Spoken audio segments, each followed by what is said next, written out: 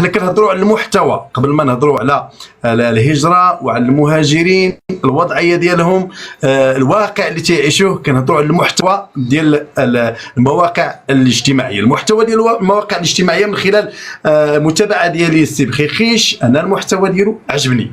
لان علاش؟ محتوى فيه التوعيه، فيه التحسيس، فيه وصف ورسم الواقع المعاش من خلال شخصيه كتعيش في الغربه في بفرنسا بالتحديد، وكيحاول بانه يقنع الاجيال القادمه بان الوضعيه ماشي هي هذاك المشهد اللي كنشوفوه شهر في السنه او في خلال الصيف. يعني شحال من واحد ياكد بان الواقع اللي كنشوفوا سيارات فارهه، الالبسه اللي